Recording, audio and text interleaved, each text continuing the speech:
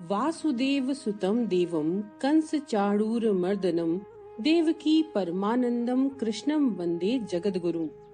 अर्थात वासुदेव जी के पुत्र, देवों के देव, कंस और चाणूर को मारने वाले, देवकी को अपार आनंद देने वाले श्री कृष्ण आप इस विश्व के सबसे बड़े और श्रेष्ठ गुरु हैं।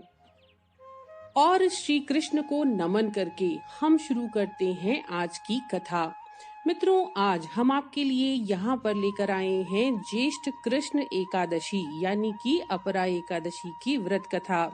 मित्रों, अपरा एकादशी को अचला एकादशी भी कहा जाता है। तो चलिए शुरू करते हैं अपरा एकादशी व्रत कथा।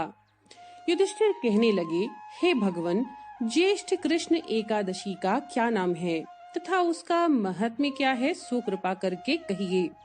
भगवान श्री कृष्ण कहने लगे, हे राजन, ये एकादशी अचला और अपरा दो नामों से जानी जाती है।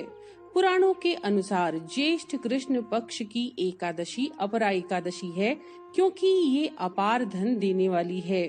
जो मनुष्य इस व्रत को करते हैं वे संसार में प्रसिद्ध हो जाते हैं। इस दिन भगवान त्रिविक्रम की पूजा की जाती है।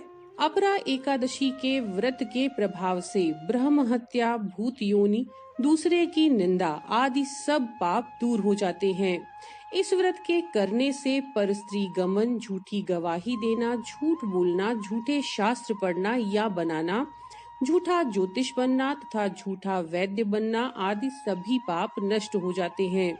जो क्षत्रिय युद्ध से भाग जाएं, वे नरकगामी होते हैं। यद्यपि अपरा एकादशी का व्रत करने से वे भी स्वर्ग को प्राप्त होते हैं। जो शिष्य गुरु से शिक्षा ग्रहण करते हैं फिर उनकी निंदा करते हैं, वे अवश्य ही नरक में पड़ते हैं। मगर अपरा एकादशी का व्रत करने से वे भी इस पाप से मुक्त हो जाते हैं। जो फल तीनों पुष्कर में कार्तिक पूर्णिमा को स्नान करने से या गंगा तट पर पितरों को पिंडदान करने से प्राप्त होता है, वही अपरा एकादशी का व्रत करने से प्राप्त होता है। मकर के सूर्य में प्रयागराज के स्नान से, शिवरात्रि का व्रत करने से, सिंह राशि के बृहस्पति में गोमती नदी के स्नान से, कुंभ में केदारनाथ के दर्शन या बद्रीनाथ के दर्शन, सूर्य ग्रहण में कुरुक्षेत्र में स्नान से, स्वर्ण दान करने से अथवा अर्ध प्रसूता गौदान से जो फल मिलता है वही फल अपरा एकादशी के व्रत से मिलता है।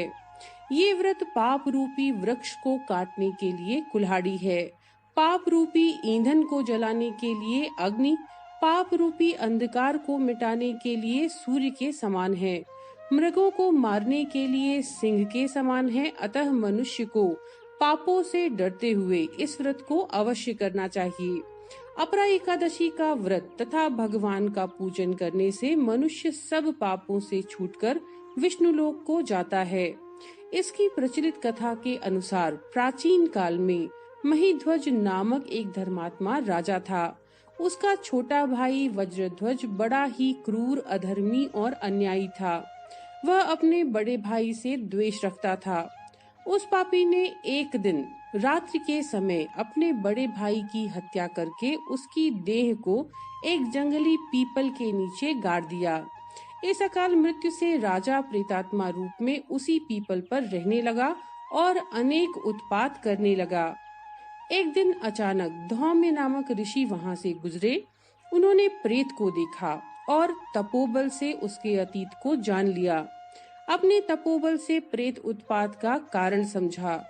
ऋषि ने प्रसन्न होकर उस प्रेत को पीपल के पेड़ से उतारा तथा परलोक विद्या का उपदेश दिया। दयालु ऋषि ने राजा की प्रेत योनि से मुक्ति के लिए स्वयं ही अपरा एकादशी का व्रत किया और उसे अगति से छुड़ाने को उसका पुण्य प्रेत को अर्पित कर दिया। इस पुण्य के प्रभाव से राजा की प्रेत योनि से मुक्ति हो गई। वह ऋषि को धन्यवाद देते हुए दिव्य देह धारण करके पुष्पक विमान पर बैठकर स्वर्ग को चले गए। हे राजन, यह अपरा एकादशी की कथा मैंने लोक हित के लिए कही है। इसे पढ़ने अथवा सुनने से मनुष्य सभी प्रकार के पापों से छूट जाता है।